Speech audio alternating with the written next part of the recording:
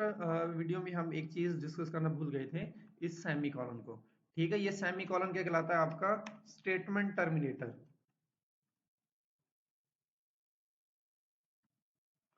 ठीक है, इसको कहते हैं स्टेटमेंट टर्मिनेटर। स्टेटमेंट टर्मिनेटर का मतलब कि आपकी ये जो सी की स्टेटमेंट है या ये जो कोड है, ये लाइन जो है वो यहां पर एंड हो रही है। ठीक है, तो इसको हम लोग सेमी कॉलन भी कहते हैं, स्टेटमेंट टर्मिनेटर भी कहते हैं। नेक्स्ट हमारे पास है सोर्स कोड। सोर्स कोड क्या होता है? Program written in high level language is known as source code. और हाई लेवल लैंग्वेज हमारे पास कौन कौन सी हैं? हमारे पास सी है, हमारे पास जावा है, हमारे पास सी प्लस प्लस है, पाइथन है। ठीक है, और भी बहुत सारी लैंग्वेज है। तो कंप्यूटर लैंग्वेजेस में जिसमें आप लोग कोड लिखते हैं उसका हम लोग कहते हैं सोर्स कोड। ठीक है, और इनको ह्यूमंस आसानी से अंडरस्टैंड कर सकते हैं। ये देखिए, ये जो कोड हमने लिखा था इसको हम समझ सकते हैं, इसको पढ़ सकते हैं, इसको समझ सकते हैं।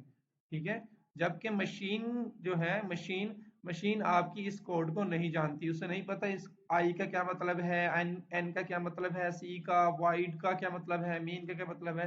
ठीक है, तो इसलिए machine can not understand, machine इसको अंडरस्टैंड नहीं कर सकती। नेक्स्ट आपके पास ऑब्जेक्ट कोड।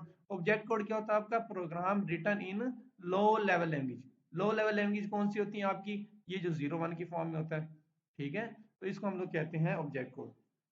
आपका मशीन जो है इसको अंडरस्टैंड कर सकती है, क्योंकि हमें पता है हमारी मशीन जस्ट 01 को अंडरस्टैंड करती है और इसी पर ही वर्क करती है।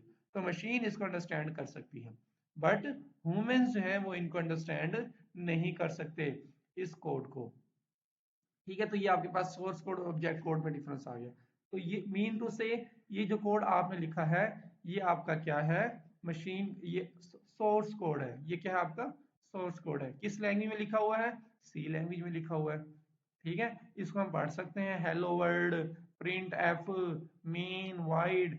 ठीक है, तो ये आपका एक सोर्स कोड है।